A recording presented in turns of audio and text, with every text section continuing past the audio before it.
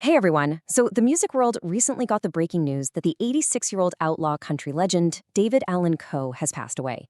Coe is just this towering, incredibly complex figure whose songs are literally stitched into the very fabric of American country music.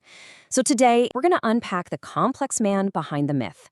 We'll dive into his massive songwriting impact, how he built an absolutely legendary anti-hero status from the ground up, and ultimately trace his wild journey from the very bottom of society all the way to national fame. Let's get into it. To really get David Allan Coe, we gotta start with this absolute bombshell of a quote from his Nashville producer, Shelby Singleton. Back in 1976, he flat out told Rolling Stone, 90% of what he tells you is probably bullshit. We thought it was a gimmick, and we promoted it in that manner, but the persona was the point. I mean, that establishes exactly what we're trying to do today, right? Deciphering fact from fiction. Coe was a walking, tall tale, but underneath all those exaggerations was a very real, very raw foundation. Section 1. From Prison to Nashville. All right, before he manufactured that legendary outlaw status, we have to look at the reality of his early days.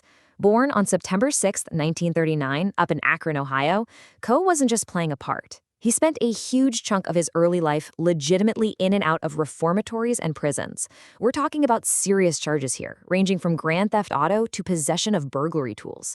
When he finally showed up in Nashville in 1967, he wasn't some polished, ready-for-the-stage performer. He was a hardened survivor desperately looking for a lifeline. You know, for Coe, fame was quite literally an alternative to a jail cell. There's this fascinating 1975 interview that was actually filmed inside Ohio's Marion Correctional Institution, and Coe was asked what drove him. His reply was just profoundly human. He said, "I found my place in society, and it's not in a prison. Now everybody on the street knows who I am, so I still get that satisfaction of being a somebody." It perfectly explains his deep, deep hunger for recognition. Section 2. Crafting the outlaw persona. Once he got a taste of the spotlight, Coe realized pretty quickly that in the music business, a good story is just as valuable as a good song. Just think about the contrast between the myth he sold and the method he used. On one hand, you have his dark, tall tales, like his infamous claim that he killed a fellow inmate with a mop bucket during a 1963 prison stretch. Pure outlaw terror, right? But on the other hand, you have the actual calculated hustle. Coe would allegedly stand outside Nashville's Ryman Auditorium, purposefully work himself into a fake sweat, and then sign autographs for tourists who were entirely convinced he had just walked off the stage. He was brilliantly building his brand. And to push that brand even further, he adopted the bizarre habit of wearing a Lone Ranger mask. I know, it sounds crazy, but it was just another calculated, totally eccentric piece of his promotional strategy. He knew exactly how to make people stop, stare, and ask, "Who is that guy?" Section 3. Hits of the working class. But listen, all the gimmicks in the world wouldn't have mattered one bit if the music didn't resonate. And man, did it. His explosive run in the 1970s put him squarely on the map. In '73, Tanya Tucker takes his song "Would You Lay With Me in a Field of Stone" to #1. By '74, he's on Columbia Records releasing his major label debut, the mysterious Rhinestone Cowboy. The very next year, the album Once Upon a Rhyme launches him straight into country music history. And then, 1977, he writes "Take This Job and Shove It," which Johnny Paycheck takes all the way to #1. It was just a staggeringly prolific period. These weren't just your average pop hits. They were ultimate anthems that gave this cathartic, anti-establishment voice to everyday workers. He wrote "Take This Job and Shove It" entirely by himself, no co-writer. And of course, there was "You Never Even Called Me By My Name," which absolutely dominated American jukeboxes. That track featured his famous spoken word interlude about creating the perfect country and western song. Interestingly enough, the track was actually written by Steve Goodman with an uncredited assist from John Prine, but it was David Allan Coe who carried it into literally every local bar across the country. Section 4. Writing into country history. Here's where it gets really bold. Coe didn't just want to write hits. He audaciously inserted himself into the very fabric of country music lore. In his 1976 song, Long-Haired Redneck, he literally sings, "They tell me I look like Merle Haggard and I sound a lot like David Allan Coe."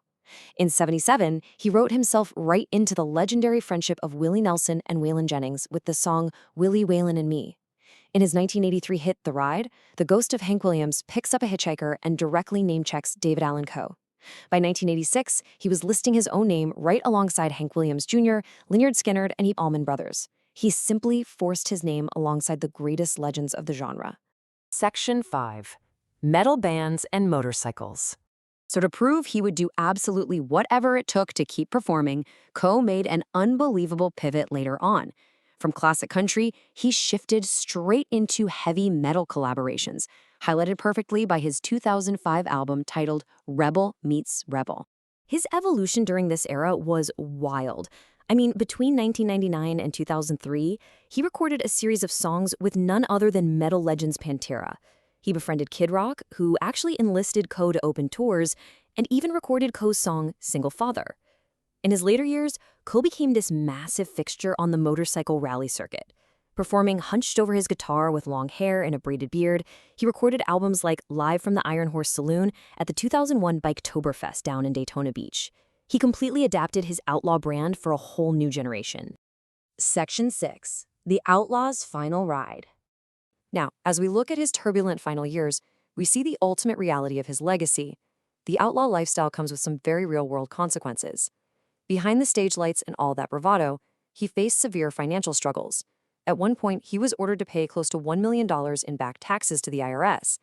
In 2015, Coe pleaded guilty to impeding and obstructing the administration of tax laws, and he was sentenced to 3 years of probation for tax evasion. It's a pretty stark, unglamorous reality check behind the manufactured facade.